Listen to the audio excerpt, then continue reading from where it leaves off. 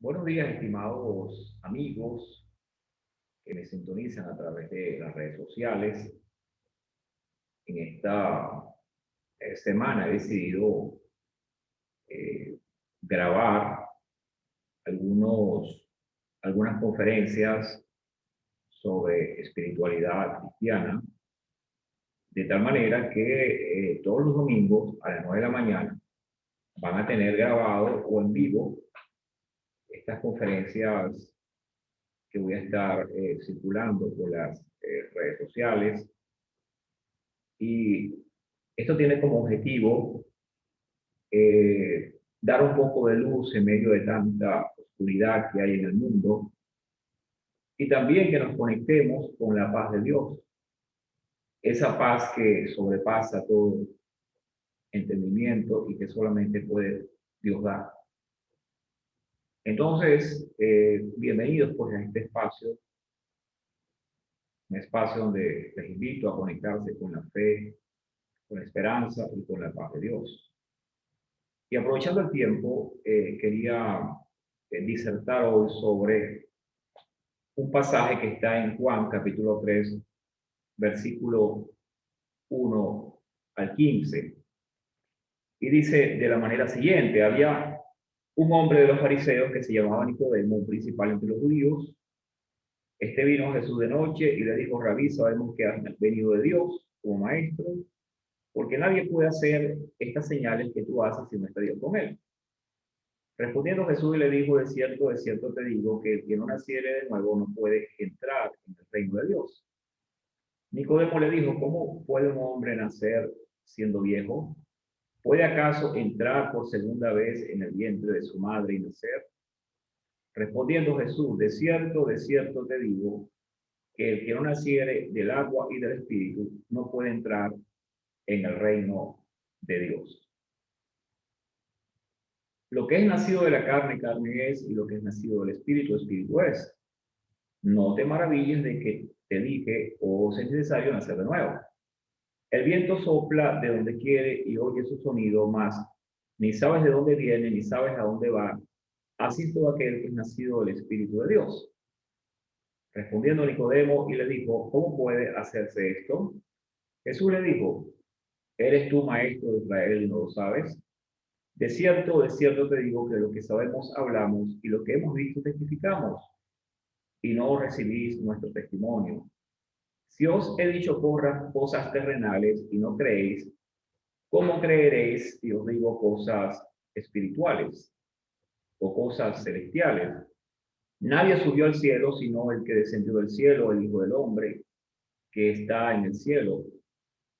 Y como Moisés levantó la serpiente en el desierto, así es necesario que el Hijo del Hombre sea levantado, para que todo aquel que en él crea no se pierda, mas tenga vida eterna. Esta, este pasaje nos comienza hablando de un hombre llamado Nicodemo, quien se acerca a Jesús de noche. ¿Quién era Nicodemo? Bueno, eh, la palabra Nicodemo significa en griego conquistador del pueblo. Él era un principal de los judíos. Parece ser que era miembro del Sanedrín, el cual era el consejo gobernante judío. Este consejo estaba formado por fariseos y saduceos, quienes tenían opiniones contrarias. Por ejemplo, los fariseos creían en la resurrección del cuerpo y en los ángeles, mientras que los saduceos negaban todas estas cosas. Bueno, a ese clan religioso pertenecía eh, Nicodemo. Y él se acerca y le dice: maestro, le reconoce como maestro. Y la palabra maestro viene del rabí, perdón, viene del hebreo, que significa eh, uno que enseña al pueblo. Esto equivale a maestro o su excelencia. Era un experto en la ley judía, en el Halalá y en la interpretación de la Torá, que es el Midrash. ¿Por qué Nicodemo viene a Jesús de noche. Bueno, en realidad mucha gente prefiere acercarse a Jesús en el silencio y en la soledad de la vida a fin de evitar prejuicios. Mucha gente sabe que Él es el camino, la verdad y la vida. Mucha gente sabe que Él es la luz del mundo. Sin embargo, a veces tenemos prejuicios religiosos sobre ciertas personas, entonces preferimos manejar el asunto a distancia. Esa era la situación de Nicodemo. Aparte de eso, pasaba algo con el Sanedrín. Recordemos que el Sanedrín era el cuerpo religioso de la época. Y ellos veían a Jesús como una competencia. Es posible que también haya habido algo allí de envidia, ya que Jesús de alguna manera enseñaba al pueblo, pero también tenía un liderazgo muy poderoso allí en Israel. Entonces, bueno, Nicodemo viene y le reconoce como maestro y le dice, Señor, sabemos que vienes de Dios porque nadie hace estas cosas que tú haces si no está Dios con él. Fíjense la respuesta que Jesús le da cuando Nicodemo da esa declaración. Jesús dice, de cierto te digo que el que no naciere de nuevo no puede ver el reino de Dios. El que no naciere de nuevo no puede ver el reino de Dios. Esa respuesta de Jesús fue una respuesta directa, radical y confrontativa. Eso sacudió el pensamiento de este líder religioso. Ahora, ¿qué pretendía Jesús cuando da esta respuesta? Bueno, en primer lugar, confrontar a Nicodemo con su ceguera cognitiva y espiritual. Lo cognitivo se refiere al conocimiento, el cual se logra mediante el aprendizaje. En el proceso cognitivo del aprendizaje interviene la razón, el pensamiento y la memoria. Entonces, él tenía una ceguera cognitiva con respecto a la persona de Jesús. Lo reconocía como maestro, más no como el Hijo de Dios. Y esa ceguera cognitiva parece ser que lo llevaba a una ceguera espiritual. No sabía aún quién estaba delante de él. Por eso es que los cristianos tenemos que orar para que de los hombres sea quitada la ceguera espiritual que nos impide ver la luz. Y cuando vemos la luz podemos cantar ese canto que dice, Santo Espíritu, ven, quiero oír tu dulce voz, haz mi corazón ver, haz mi boca hablar, que mi corazón y mis labios puedan adorarte a ti.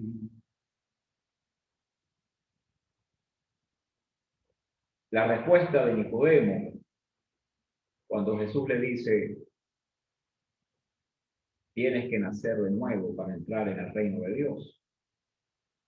La respuesta de este líder religioso fue con una pregunta, ¿cómo un hombre ya viejo puede entrar en el vientre de su madre y nacer de nuevo?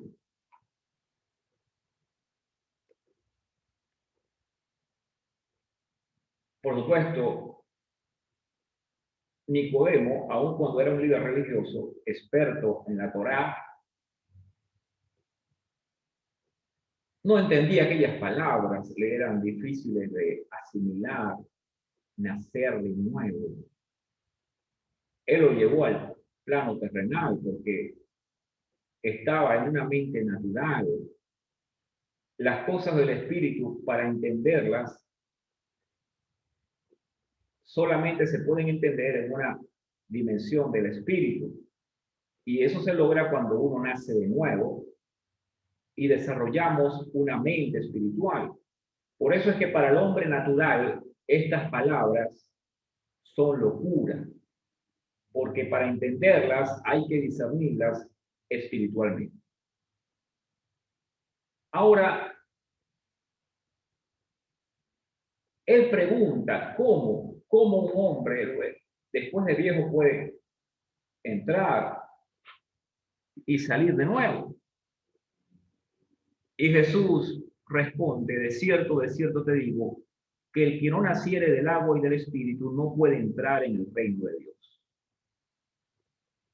Nacer del agua, nacer del espíritu.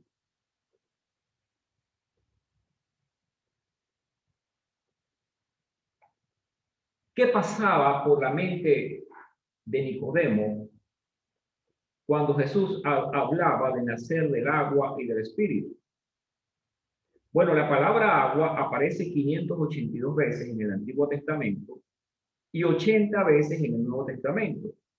El agua es un líquido vital para la vida humana.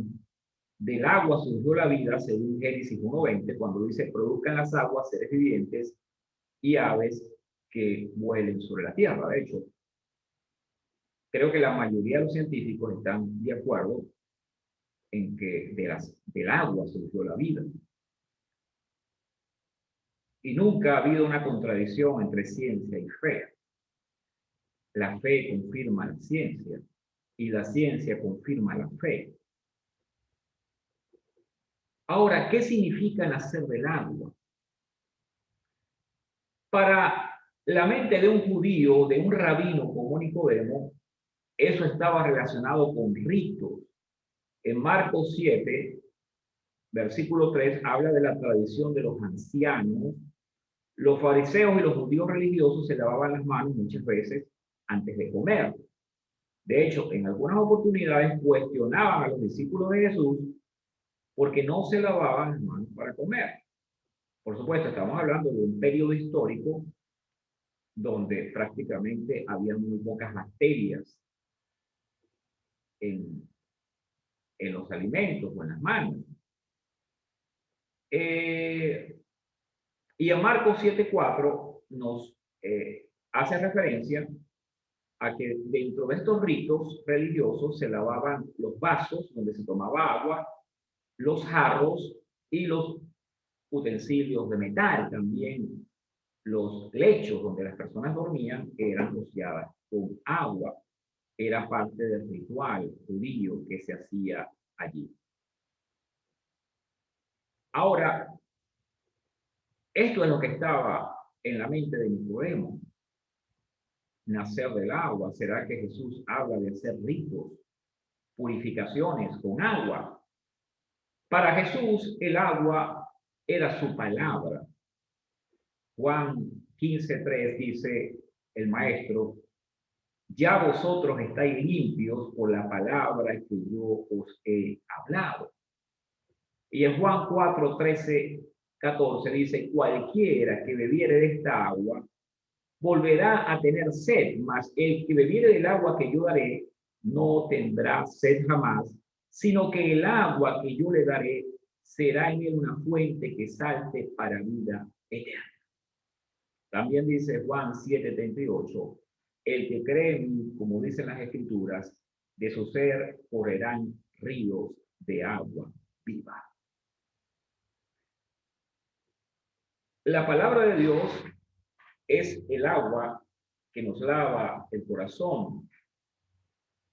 Antes de venir a Jesús, venimos con un corazón contaminado, manchado por el pecado. Sin embargo, cuando venimos a Jesús, comenzamos con un proceso, entramos en un proceso de santificación que dura toda la vida. Y a medida que escuchamos la palabra, a medida que la internalizamos, somos purificados. Nuestros corazones son purificados y podemos cada día tener más luz porque andamos en la luz y en la verdad. Ahora, ¿qué significa nacer del Espíritu? Es otra expresión que Jesús le dijo a Nicodemo: tienes que nacer del Espíritu. Es un término que viene del hebreo, significa ruach. Ruach, aliento, viento. Para la mentalidad de un judío como Nicodemo, el espíritu era esa chispa de energía que es vital para la existencia. Se asociaba con movimiento, acción. Seguramente Nicodemo pensaba en Génesis, allí, Génesis 1 y 2. Perdón, Génesis 1, versículo 2, que dice: en el principio creó Dios los cielos y la tierra estaba desordenada y vacía, y las tinieblas estaban sobre la faz de las aguas, y el Espíritu de Dios se movía sobre la faz de las aguas. Entonces, cuando Jesús le dice a Nicodemo: tienes que nacer del Espíritu, Nicodemo asociaba esta palabra con movimiento, con energía, con creación, con acción. Pero para Jesús, el agua es la vida espiritual, la vida nueva, la transformación que sucede en el hombre, producto de tener el Espíritu de Dios. De hecho, Jesús lo dijo: lo que es nacido de la carne, carne es, pero lo que es nacido del Espíritu, Espíritu es. Nosotros los cristianos creemos en ese proceso de regeneración que comienza cuando aceptamos a Cristo como nuestro Salvador personal. Dice Romanos que el pecado entró al mundo por un hombre y por el pecado la muerte. Pero por Jesús entró la vida al mundo. De tal manera que cuando vivimos sin Jesús, sin Cristo, vivimos en ignorancia espiritual, vivimos en pecado. ¿Qué hacemos los seres humanos? Pecar todo el tiempo. Nos gusta el pecado, pero justificados pues por la fe, tenemos paz para con Dios por medio de nuestro Señor Jesucristo. ¿Qué significa eso? Bueno, que el pecado en muchos de nosotros produce turbación, ansiedad. Pero cuando venimos a Jesús, y estoy hablando de los cristianos, cuando venimos a Jesús y nos arrepentimos por infringir su ley moral, somos perdonados y la paz de Dios vuelve a gobernar nuestros corazones. El hombre sin Dios tiene que venir a Él. Dios se manifestó en Cristo. Cristo es Emmanuel, Dios con nosotros.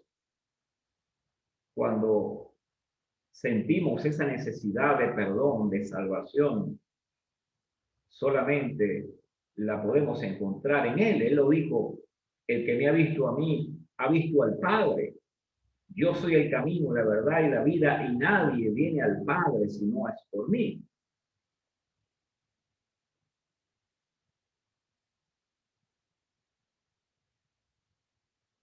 Sigamos leyendo allí en el capítulo 3.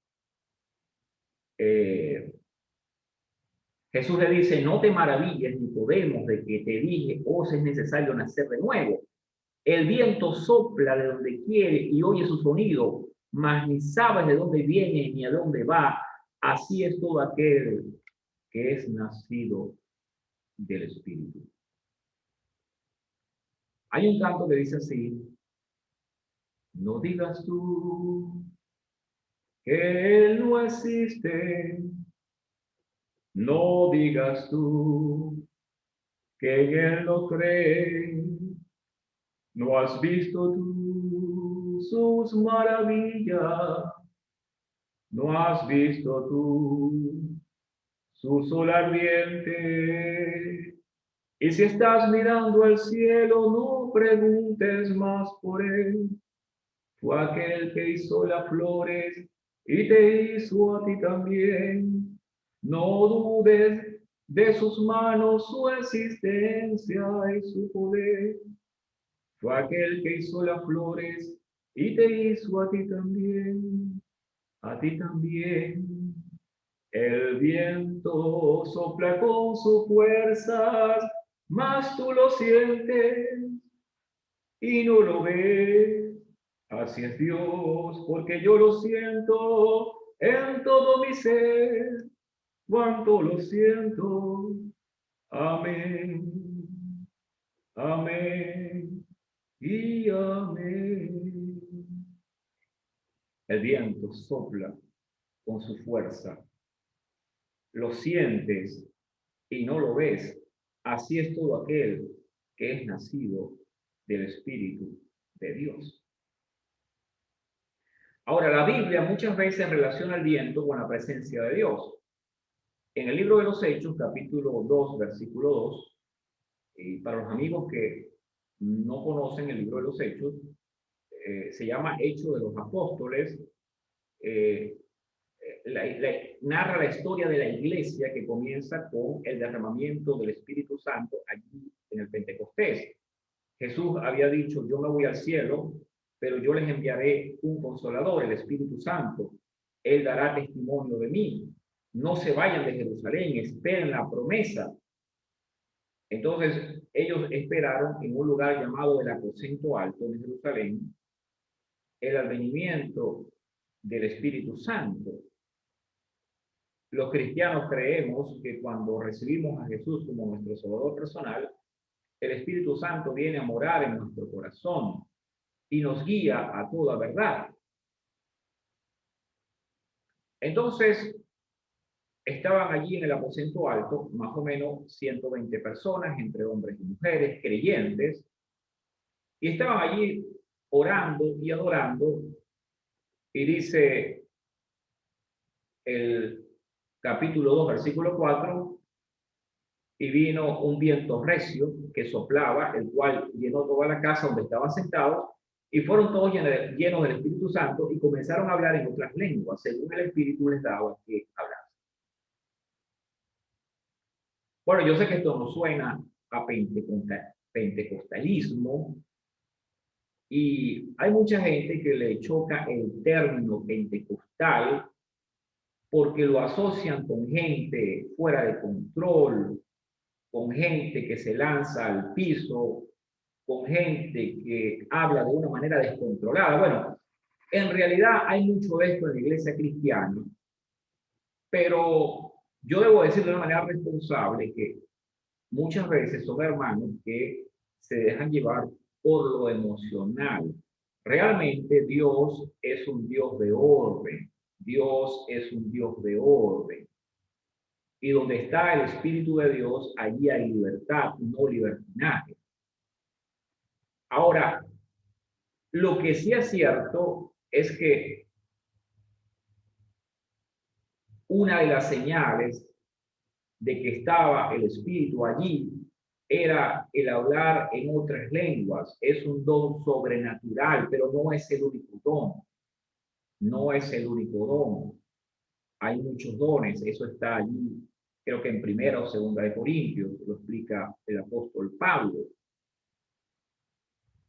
Ahora, esta manifestación del Espíritu, hablar en otras lenguas, era necesaria porque en ese tiempo se reunieron muchos judíos que estaban dispersos fuera de Jerusalén y regresaron para ese acontecimiento, y ellos pudieron escuchar la palabra de Dios cada quien en su idioma natal. Es como si en esa casa hubiesen venido mexicanos, venezolanos, árabes, japoneses, chinos, Marruecos, y un norteamericano está hablando, y aunque el marroquí no sabe inglés, y el venezolano no sabe inglés, y el colombiano no sabe inglés, todos estaban entendiendo el mensaje que Dios estaba dando a través del norteamericano. Es un ejemplo, ¿ok? De lo que sucedió acá. Y por eso es que fue un fenómeno universal. Ocurrió una sola vez y no ocurrirá jamás. Estoy hablando de la llegada del Espíritu Santo, de la forma en que llegó acá. Por supuesto, los cristianos creemos que sí hay manifestaciones de lengua desde el Pentecostés, durante todos los tiempos. Esos grandes movimientos pentecostales que surgieron en la década de los 60, de los 70, y que se extendieron hasta los 80 y 90, fueron movimientos que tuvieron su origen en la calle Sucha, allí en una región de los Estados Unidos, donde hubo una manifestación de lenguas. Pero eso que sucedió en la casa Sucha no fue un segundo Pentecostés. Fue un evento que sucedió producto de la oración de una iglesia que estaba pidiendo un avivamiento. Ahora, un avivamiento es un despertar. Un despertar trae orden social, progreso, conversión, arrepentimiento, liberación, sobre todo, salvación. Entonces los cristianos tenemos que orar,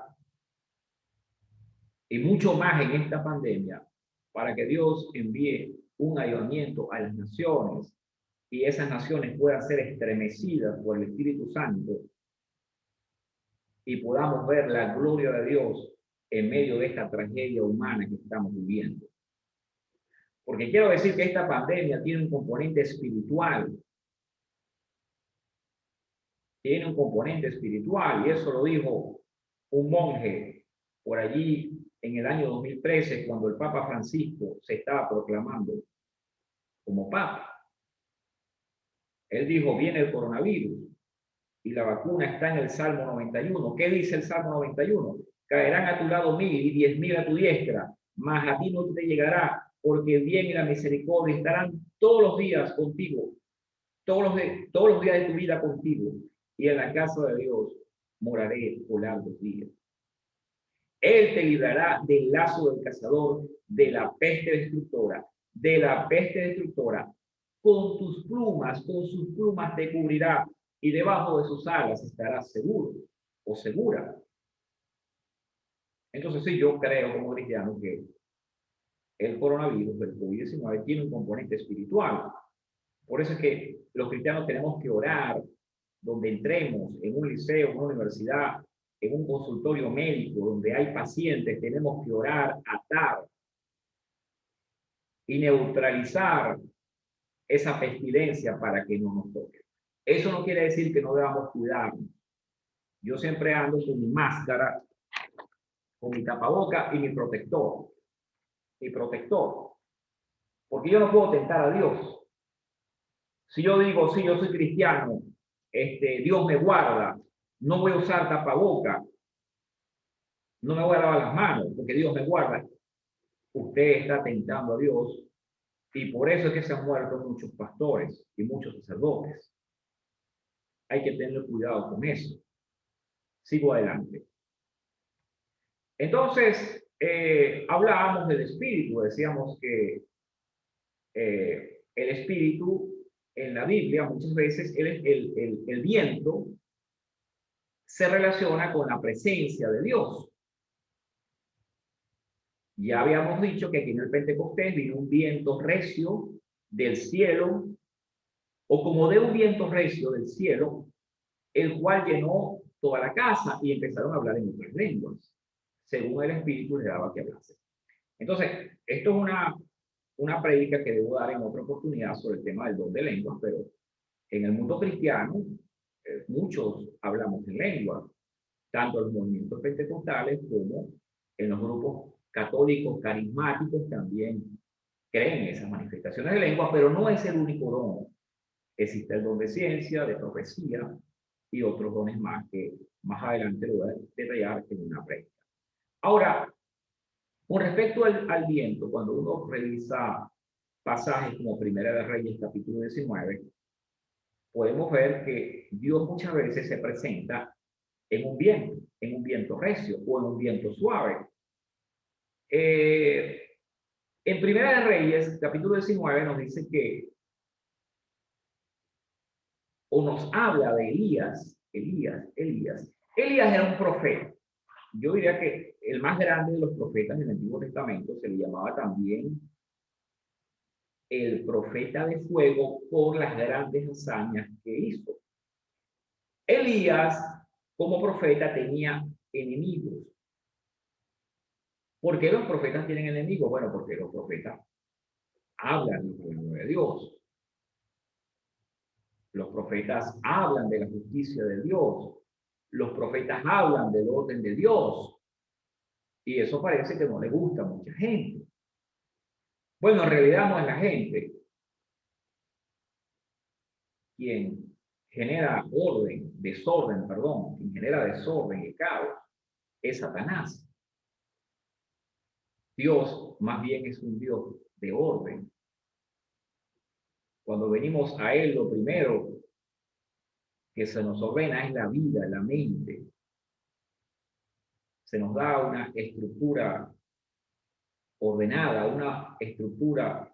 Por cierto, los cristianos tenemos que orar para que se nos dé una estructura mental ordenada, administración del tiempo, planificación de la vida, gerencia de la vida. Muchas veces el reflejo de nuestra realidad en la oficina, en la casa, es el reflejo de nuestra mente. No hay paz, no hay orden. Entonces, bueno, decíamos que Elías tenía enemigos y uno de los grandes enemigos era el rey. El ministerio de Elías se desarrolla en un momento histórico en que el rey era un hombre llamado Acab y su esposa Jezabel. Eran personas muy malvadas. Y bueno, Elías había hecho algunas acciones que no le agradaron al rey ni a Jezabel. Entonces, la esposa de Acab, Jezabel, mandó a pedir la cabeza de Elías. Y Elías tuvo miedo y se metió en una cueva. Esto es un tema para otra prédica, pero aquí vemos a un hombre que había orado para que no lloviera sobre Israel por 3 años, y después ora para que lloviera, y así sucedió. Un hombre que resucitó al hijo de una viuda, que le llenó sus cántaros de aceite en un proceso milagroso, ahora tenía miedo. Bueno, es la naturaleza humana. El temor, invadido por el temor. Se metió en una cueva y allí Dios le habla y le dice: Elías, Elías, ¿qué haces aquí? Sal fuera. En esta pandemia hay mucha gente metida en las cuevas de sus casas, reforzados por un mensaje: no salgas de tu casa, no salgas de tu casa. Con todo el respeto a las autoridades que dan esa información, a los medios de comunicación, ese mensaje está reforzando el miedo. Y el mensaje es: el mundo es peligroso, la calle es peligrosa, no salgas de tu casa. Entonces, la gente empieza a desarrollar la agorafobia. La agorafobia es el miedo a los espacios abiertos. Si uno está 6 meses en un cuarto, metido por miedo, Cuando salgamos a la calle tenemos miedo de la gente, del espacio, y necesitamos entonces un psiquiatra. Bueno, un buen psiquiatra que nos ayude a salir de esos temores locos. Entonces, bueno, Dios le dice, Elías, ¿qué haces aquí? En otras palabras, Elías, recuerda quién eres, oh Dios. Recuerda las hazañas que yo hice a través de tu mano. Hay mucha gente, por eso que dicen que el recordar el pasado es vivir. Es necesario que a mucha gente se le recuerde de dónde viene, cuáles fueron sus hazañas, sus logros, para que se reafirmen. Yo tenía un amigo que él es vicepresidente de un banco y él decía que él no llegaba más lejos porque él sentía que no lo respetaban. Un hombre con muchos temores.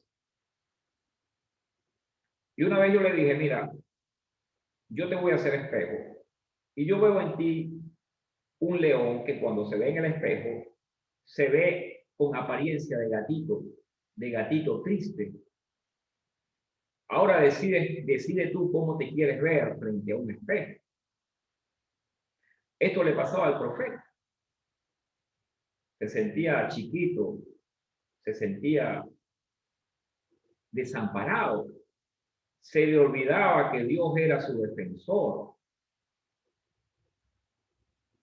El que habita al abrigo del Altísimo morará bajo la sombra del Omnipotente.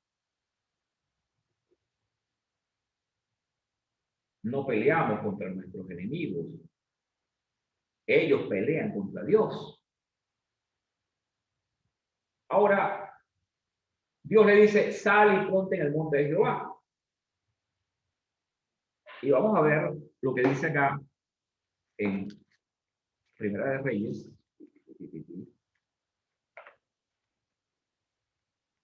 Primera de Reyes 19. Fíjense lo que el conversatorio entre Elías y Dios.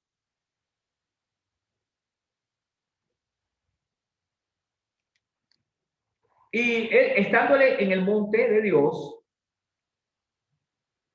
de repente un grande y poderoso viento que rompía los montes y quebraba las peñas delante de Jehová, pero Jehová no estaba en el viento.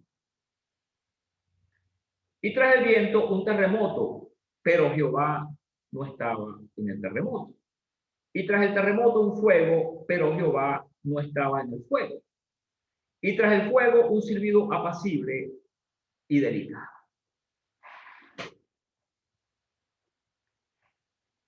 ¿Por qué Dios le muestra, o por qué Dios se muestra en esta forma ante Elías? Primero como un viento recio, como un huracán, luego como un terremoto y luego como un fuego devorador. Bueno, en primer lugar, Dios quería cambiarle el chip a Elías y que él entendiera que Dios muchas veces no se manifiesta de la misma manera.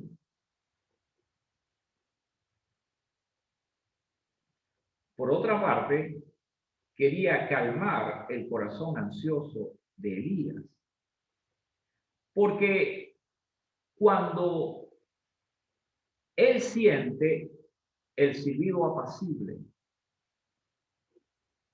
se postra y reconoce que Dios estaba ante él. Este viento suave me hace recordar una canción de Nino Bravo, que dice, es el viento que te habla, que acaricia tu corazón. Es el viento que te besa, es el viento que soy yo. Y esa canción cuando la escucho, me imagino el viento soplando sobre mi rostro y acariciando mis mejillas. Es una canción mágica y los invito a escucharla. Esa canción de Nino Bravo es El viento. Y de esa forma vino el viento sobre el rostro de Elías. Y cuando él sintió ese cálido viento, entendió que Dios estaba allí y se postra delante de Dios. Para Elías, Dios era algo fuerte, era como un terremoto, era como un fuego abrasador. Él lo percibía así y así era su ministerio de fuego. Pero Dios le dice ahora, tú necesitas ternura, paz y tranquilidad en tu corazón. Y la verdad es que Dios es un Padre tierno. Si bien Dios es fuego consumidor, también es un Padre amoroso, tierno, que nos ama. Si fuéramos capaces de escuchar el susurro de Dios en nuestros oídos, sería como el susurro de una madre que dice cosas lindas a su bebé con ternura. Ese es Dios.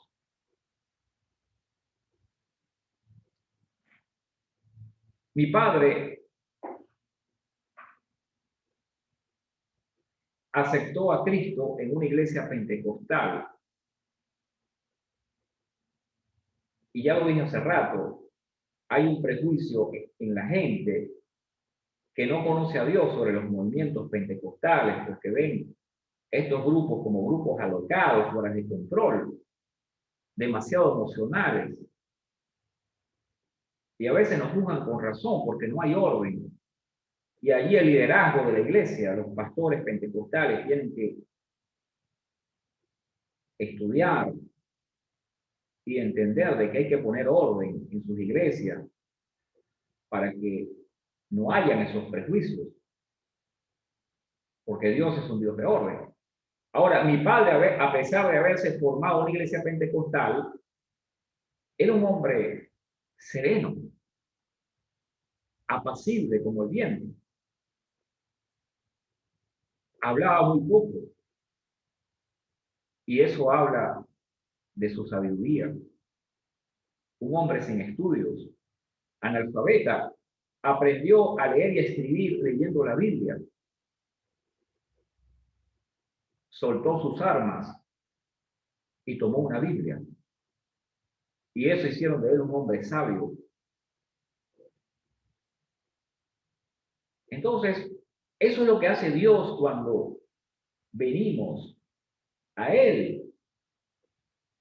Orden mental, paz, seguridad en la vida. Hoy en día, en estos movimientos cristianos, sobre todo protestantes, hay mucho lobo disfrazado de oveja. Mucha gente ofreciendo dones y carismas como si esto fuera una mercadería de dame y toma y cuánto hay por eso. Pero es la apostasía, es la caracterización de los días finales. Pablo lo advirtió, y harán mercadería de vosotros con palabras fingidas.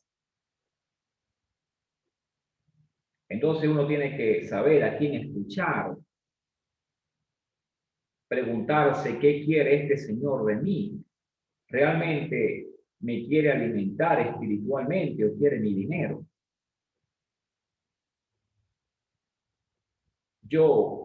Pueden revisar mis redes sociales.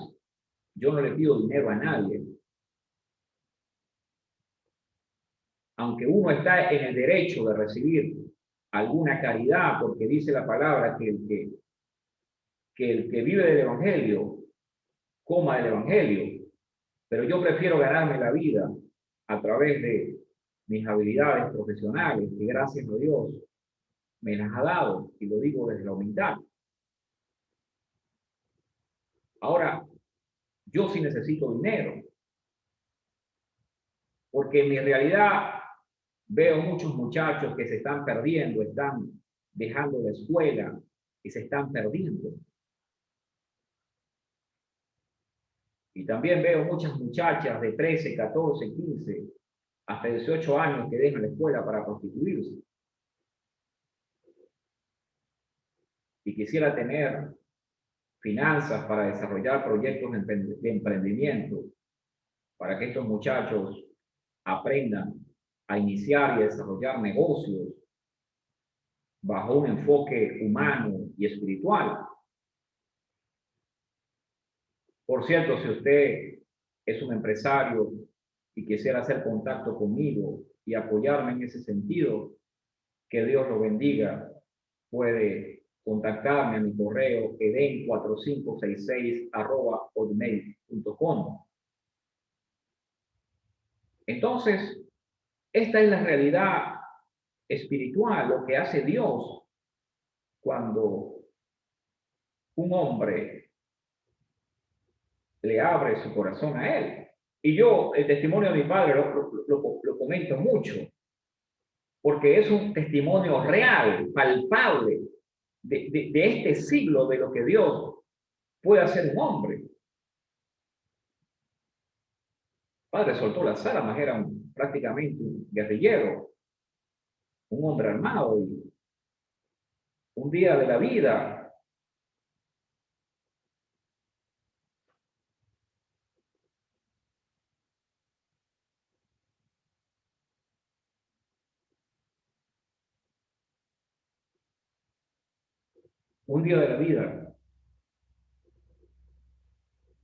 se encontró con el maestro.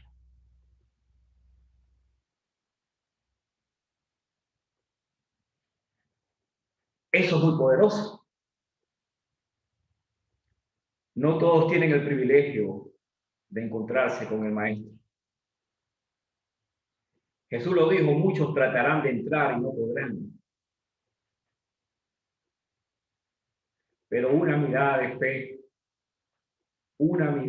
fe es lo que puede salvar al pecador.